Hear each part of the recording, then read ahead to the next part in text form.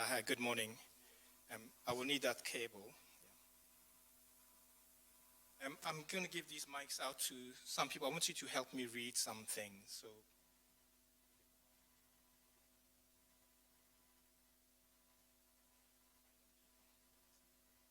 okay, who would like to read?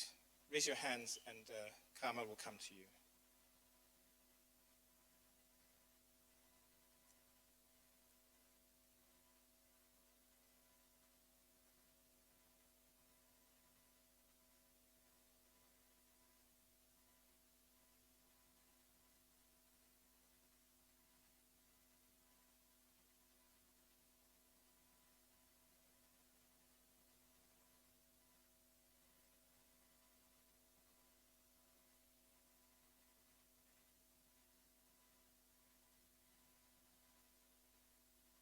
Okay, it seems it's working this end.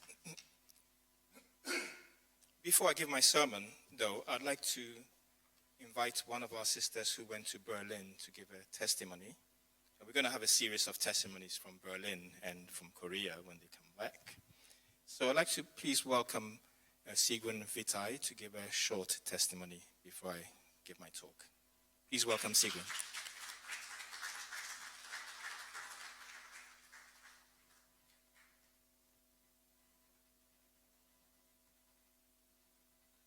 Hi everyone. It's closer here. I just want to say I felt very strongly I should go to Berlin as I experienced what is happening in Korea with my family. My family was divided, east and west. So, in Berlin I have quite a few cousins. One has a bookshop. So I really felt I have to go, but I was in extreme difficulties before the journey actually. First of all, I wasn't sure if I can go or not, because I'm working in a shop which rely on me in doing bookkeeping, accounting, customer service, etc. Actually, shop had to close because I wasn't there. That's one thing. The other thing is caring for Tibor and plus financial. I booked the flight very late and it cost me a hell of a lot, let's say, very much. Yeah. But I still felt I want to go. I don't know why, I was really pushed very strongly. So prior to that, I had a very bad stomach problem, stomach issue, which wouldn't go away. And I basically could hardly eat a whole week before I left. But still I felt I want to go, yeah. So in the last minute, then I decided. I booked a Uber, because I wanted to make sure not to miss the train, etc. I live outside Surrey, you know. So basically they called me 10 minutes before the Uber was due that they cannot come, they have no driver. Then, waiting, I called about 15, 20 minicabs, nobody said had a driver. I was like almost, I said, if I miss this flight, yeah. Then I called up Sister Tina Coombs, and she said, oh, I can't come. And the husband said, no, I can't come. She can't come. I said, please come, otherwise I miss the flight. I had hardly time left, to be honest, and she didn't know the way to go to London City Airport. And she's the only one who lives near me, not so far, not near, but. And I said, please come, otherwise I missed the flight. And then finally she came. I gave her the money actually for the minicab, because it costs a lot of money, yeah. But, so the other thing is I had a dream just the night before the flight from Ho Chi Minh, because I met Ho Chi Minh in the CARB convention. Yeah, I was a very young member then as well, and I was asked to greet him in the CARB center in Berlin, and I shook his hand and he actually hugged me, and he asked me about my family. Do you have family, East and West? I said, yes. And yeah, he asked me a lot about my life. And then he said, I was at that time in MFT, and I was the best fundraiser. And he said, you should write a book, because I had a lot of spiritual experiences. So I just had a dream the night before, and in the dream, basically, Joachim was walking along the Berlin Wall, followed by other blessed, 2 children who already passed away, and other members who passed away. So basically, there was this line of people walking along the Berlin Wall, and he was very serious, because I felt then, when I met him in Berlin, that he really loved Berlin a lot. He loved Germany, yeah, which not everyone does, by the way. But I felt from him, he loved that he had such compassion and passion for the, that I was like, myself, like, I was like shaking up, actually, when I spoke with him. He said, Germany has to unite. And he said, Germany has to unite. He told several times to me personally, yeah. And then I felt some kind of responsibility, So I felt I have to go. And Sister Tina told me, like, true mother can't come and true children. I told her, have hope. I had a dream about Joachim. And I told her that, and suddenly she had hope again. That doesn't matter, we are going, So I just wanted to pass on the hope also to you. And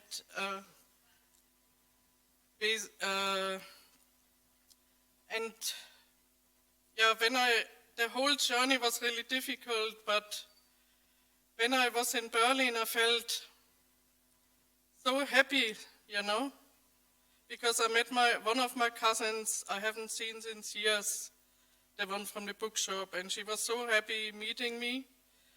And I feel, because I can't go every year to the family meeting, they are arranging, they were so happy to meet me. And I feel we have to do that, we have to meet our relatives, we have to make good connections. And this is one of the reasons which I found very important. And I felt the whole event was very uplifting, very enjoyable, and well organized from the German church there, in the Berlin church especially. So I'm really grateful that I could go, grateful also for your support. Yeah, thank you. Can't make it too long.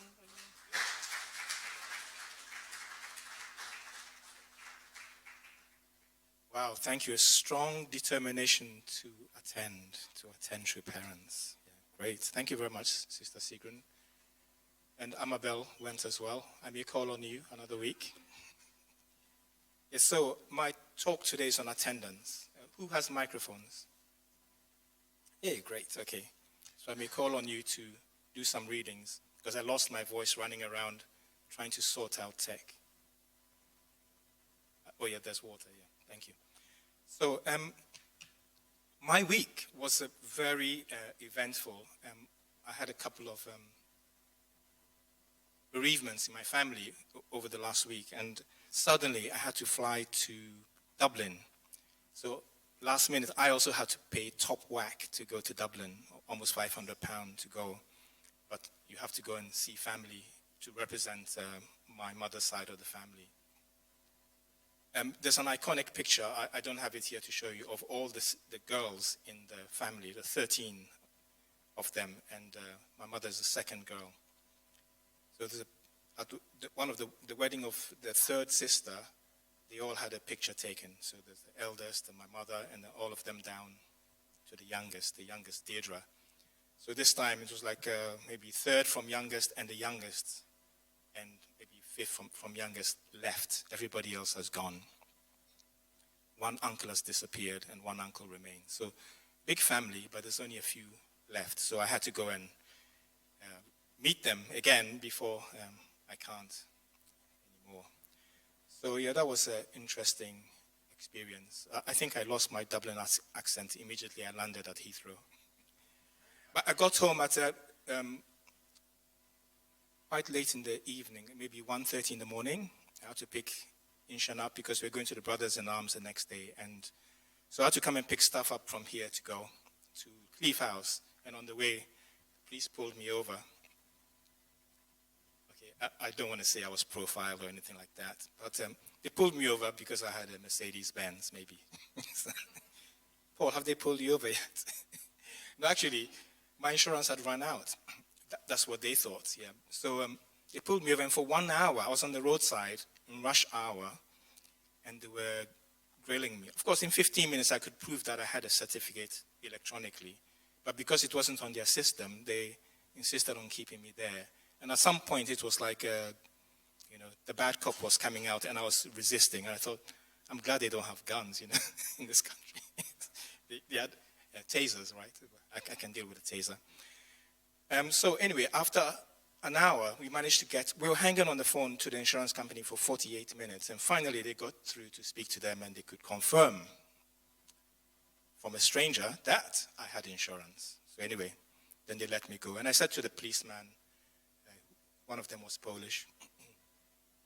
I said to him, I don't meet people by accident. I go out with a purpose to meet people, to work for God. I'm a pastor in River South. So meeting you means I had to meet you. So I invited him to, is he here? I invited him here today. Is he here? He's not here yet, but hopefully he will come here at some point. Tango 19, I don't want to say all his numbers, but yeah. He will come here at some point soon. So that was my week. It was really interesting. So attendance. I left off last time I spoke here on the fall of man. So when man fell, we lost everything. We lost our relationship with God. We have nothing to do with the love of God. And to restore that, we say the Old Testament age is the age of offering, of sacrifices. The New Testament age is the age of having faith, justification by faith in Jesus, or the gospel. And the completed Testament age, which we believe we are living in now, is the age of justification by attendance. So what is attendance? Sister Sigrid gave us a good example of what attendance is. At the cost of everything, her love for God and for true parents meant she gave up everything to go. Her work stopped. She had to make arrangements for her very ill husband, and she went to attend. Can somebody read the middle part? Who has the first reader? Yes, please. What does the age of? What does the age of justification through attendance mean? It means this is an age of living in attendance to God. Doesn't the first of the 10 Commandments in the Bible tell us to love God? And the next one. Only when you capture God's love is your ambition so fully satisfied that you can say, now I'm content. Only when you capture God's love can you say, yes, now I am satisfied. I am content. Continues, in the era after the coming of heaven, however, God manifests himself to all people in the form of the true parents. Therefore, the stature of the Unification Church, whose members attend the true parents, will reflect heaven's power and authority, a power and influence without equal in the world. That's the power that the Unification movement has. Because Adam and Eve fell in the Garden of Eden of their own volition and lived in the fallen realm, they could never experience a life serving God directly. Those who have not been able to serve God are not qualified to enter the kingdom of heaven. Nonetheless, although you inherited the false lineage, you are qualified to enter the kingdom of heaven on the condition that while you lived on earth in the flesh, you attended God, the true parent, whom Adam and Eve did not attend while on the earth. By doing so, you indemnify the course of restoration and acquire citizenship in the kingdom of heaven. So it's only by attending God as our true parent in the flesh that we gain the qualification to enter the kingdom of heaven. Next reading. Ernest. Because of the fall of man, you cannot love God first. Therefore, by offering your sincere devotion to God, God's love will come to you. Only after receiving God's love in this manner will you know God and be able to truly love God. The original source of love is God. Life of Attendance, Sonmyamon, May 1, 1975. Thank you. So we wake up in the morning, we think we love God, right? And we want to go out and do God's will. But this is saying, True Father is saying, we cannot really love God unless he first loves us. Right? God's love must come to you. It's only after receiving God's love that you can go out and love others. Yeah. So the important thing is to connect to God. We cannot just say we love God. So the Old Testament age is the age of justification by offering or deeds. The New Testament age by faith, and completed Testament age by attendance, which is love.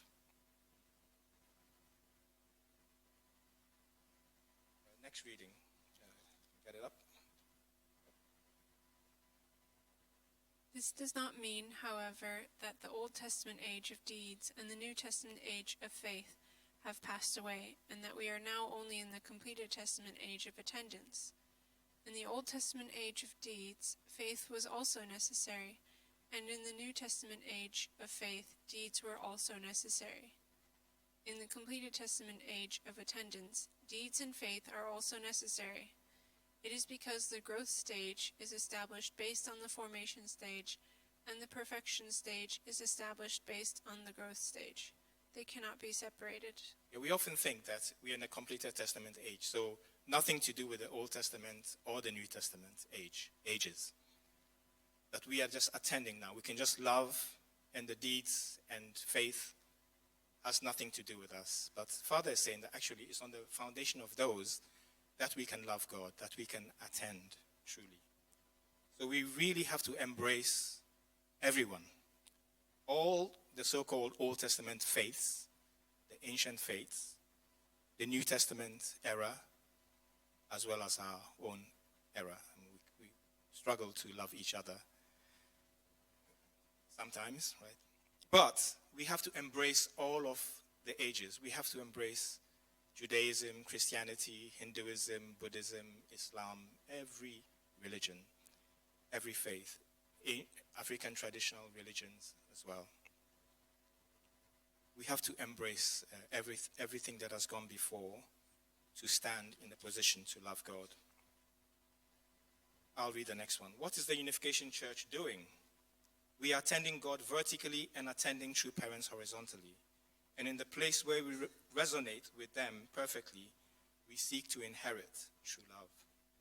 The attributes of true love include the right of inheritance and the right to participate together. These allow us to participate in love. Sorry, did I miss that? Yeah. Next is the right of equality, which means to stand in the same position. When you have that love, you can go everywhere together. You have the right to participate in everything together, everywhere. Thus, there are three great attributes of true love. When you have a relationship of love, you have the right of equal position, the right to participate together, and the right of inheritance. You can immediately stand in the same position. This right of inheritance is an interesting one. Having had a few bereavements in my family recently, this has nothing to do with my family, by the way. But one of our drivers also had a bereavement. And Alex, you can see that. And they're fighting over his body. Can you imagine? So his ex-wife has claimed the body legally, and they're fighting over his car, his possessions. There's no true love. So inheritance is just broken down. It's messed up, basically. So even the father cannot attend the funeral of his own son. It's only through true love that you can have the right of equality, work together, and inheritance. Does anybody else have another microphone? We'll go back to Rhiannon. When you try to live a life of attendance, whom should you attend first? You must attend God. The purpose of your attending God is ultimately for you to be better. In order for you to be better or grow, you must receive the love of God. Without receiving God's love, however great an effort you make externally for the betterment of yourself, it is of no use. Unless you develop yourself so that God's love can remain in you, you will never be able to be better. Yes, so again, it's emphasizing that seek God's love first. And without embracing God's love, we cannot really develop to be better. Sometimes we think we can do it on our own. We can struggle through and we can achieve, we can improve ourselves, but we can't do that without first embracing God's love. Somebody help me with the next one, Ernest? There is a Korean proverb saying, when you give utmost devotion, heaven... No, sorry, I went too far. Oh, I've missed a slide. Okay. When you Yeah, try... it's okay, Ernest, I'll read this. You come back to that one, but I'll read one before that. You should lead a life of attendance. When you wake up in the morning, you should say your first word to heaven.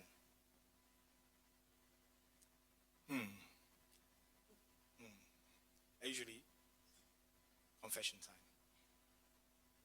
Check my phone if any of you have sent me a message which is important.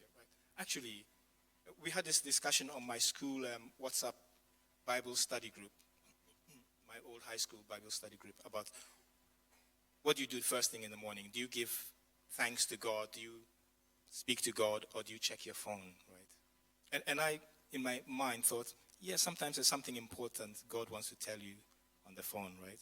Some direction from the national director or something. But actually, the first thing we should do is to connect with God. It's very difficult in these days. The phone just calls out to you, please check me. And then you get trapped for a while. And then, yes. So the first thing you do, when you wake up in the morning, you should say your first word to heaven. And when you go out of your house, you should move your right leg first in order to attend heaven. So you go out with the right leg. Who consciously does that? You step off with the right foot. Yeah. Yeah, I was taught by Silvana daily that, you do everything. You put on your shirt with the right first. And I still remember to put my trousers first on the right. Anyhow. If you live like this in your everyday life, you can lead a life of attendance. Because you're thinking consciously, what am I doing? Why am I doing it? I'm doing this for heaven. Your attitude of life should be based on the original standards. How do you lead a life of attendance to God?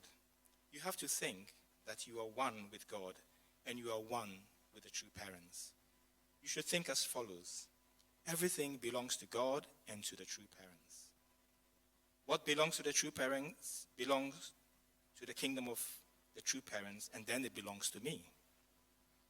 You should always lead a life of attendance whenever you speak, wake up or sleep, and in whatever you do. If you have such a concept in your mind, you will be protected from Satan's invasion 24 hours a day. This is from the way for young people, fathers. So, Ernest.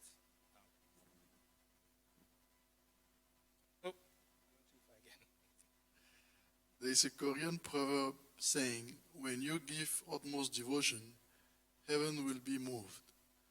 This wise saying really expresses a heavenly truth. What does it mean? To give your utmost devotion, sincere devotion. This sincere devotion, jeongseong in Korean, means that you will give absolutely everything, both internally and externally. In other words, you should offer absolutely every aspect of your being, your words and deeds, and the depth of your thought, and all other actions in your life, namely all of your external deeds and internal thoughts, including the realm of your conscience.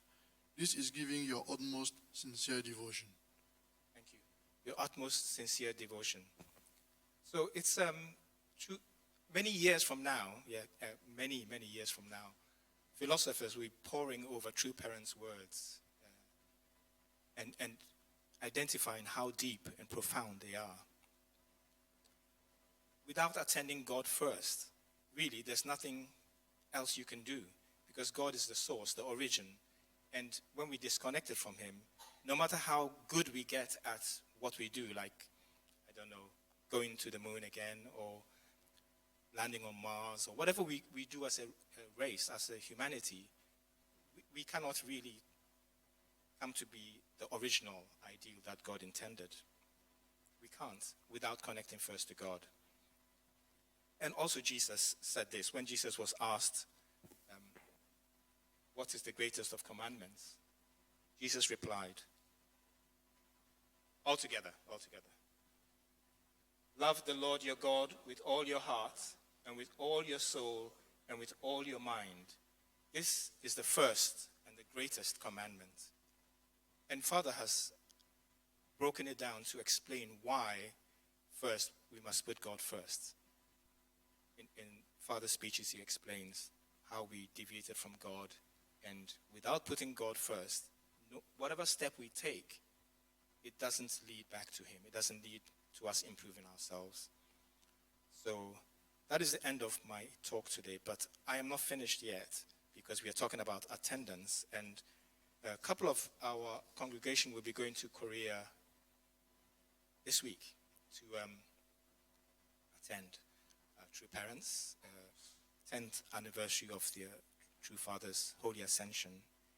And we want to give them our blessing to go, because they are representing us. So please keep them in your prayers. Dawn Pollitt, who is in the next room, and Dong Sun Chen. Please pray for them. And I know there are some of you who are also intending to go, or wondering whether you can go. Yes, you can, if you have the means and a last-minute ticket won't cripple you, then please go if you can. Yeah. Also, we have Alex Mukasa here, and she's going to finish off with a short testimony of her trip to Berlin. She's an intrepid traveler. To get to Berlin wasn't very easy. God, True Father always says, true love goes the direct route, like perpendicular, husband and wife on the horizontal, and God's love comes down perpendicular to them, forming a 90-degree angle. If true love follows the shortest distance. I don't know if Alex is going to disprove that, but she didn't go the direct route to Berlin, let me put it that way. So please welcome Alex Mukasa.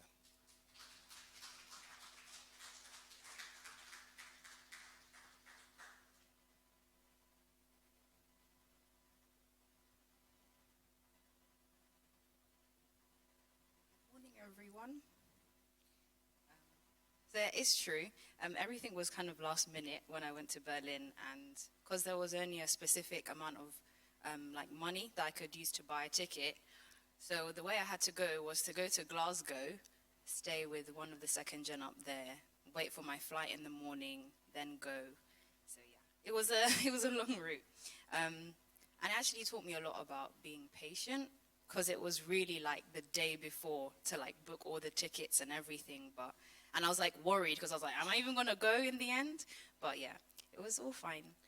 And then so yeah, from my experience, it was I got to see a lot of second gen who I met in 2018, and also first gen, so that was really nice. And I didn't know that there was so many other members in Europe. I thought that it was just like small. I thought there was like way more, compared to like America and stuff like that. But it was really nice to see so many others. And I'd never traveled like alone before, to have gone to the airport, and then usually I'm picked up. So when I told my parents that Mickey said that I just have to make my own way, they were like, are you sure? Like, you're just going to go by yourself. So when I arrived, it was a bit daunting, but I managed to find my way. So it was okay. And I think that it was also good and eye-opening for my parents because they're quite like protective. So for me to have gone, I was like, yeah, I've broken through something. And yeah, the rally was an incredible experience because I'd never attended a rally before. And I was like right at the front and they were telling like everybody to go forwards, go forwards. So I was like on the front row to see like all the performances and everything and listening to all the people who were giving their talk. And it was really nice because it was a range of like young people and older people too who were giving their talk, and then there was a Ukrainian refugee. So it was really nice that people, even though they had come to a place that is a tourist attraction, there was that happening for them so they could also be informed of that too. And I didn't know that first gen had so much energy left in them.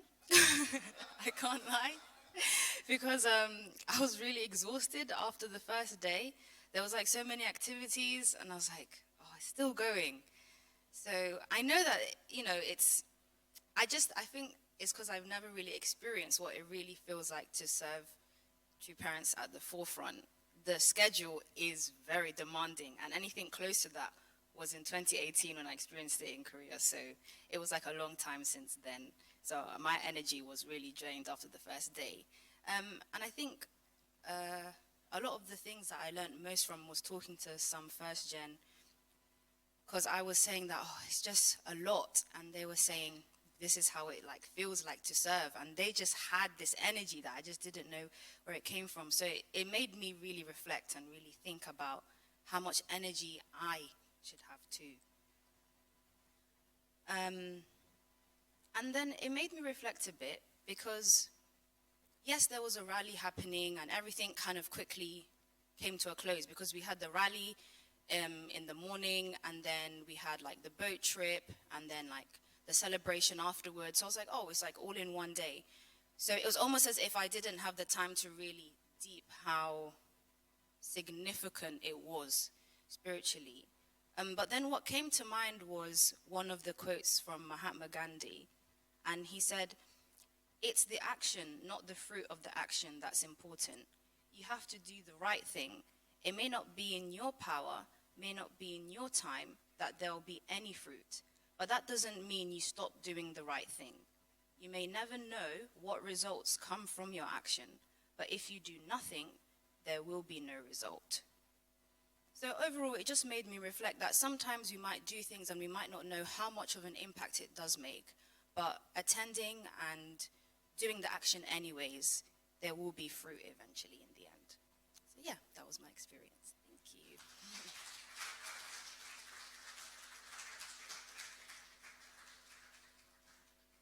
Thank you, Alex, and all those intrepid travelers that went to Berlin. So now, please join me in a prayer. Our beloved Heavenly Parents, thank you that you could bring us here today. From the moment we woke up, made our determination to come to hear you, to experience fellowship with each other centered on you. You were there with us and you could receive our sincere devotion. Please continue throughout the week to be with us and guide us. Open our hearts and minds to understand you better, to love true parents better, love humanity, the rest of our brothers and sisters on this earth better. Heavenly Parent, we are representative of history. Everything that has gone before is on our shoulders to restore, to enjoy, and to feel the benefit of. So please, though we are unworthy sometimes, though we don't understand sometimes, though we doubt often, please continue to be with us and let us raise this nation, Europe and the world, to be a kingdom of John Il-Guk in which you can dwell with all of us 24/7. Thank you, Heavenly Parent, for being with us. Please bless all brothers and sisters who are making the trip from all around the world.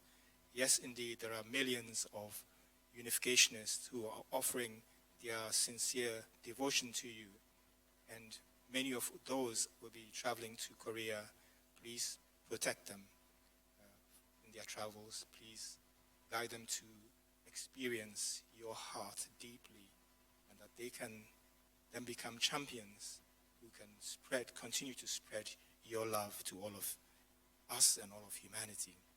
Thank you, Heavenly Parent. We want to offer this time, our heart, our devotion to you. I will report this in my name, Adza, and Mould of the Central Blessed Family.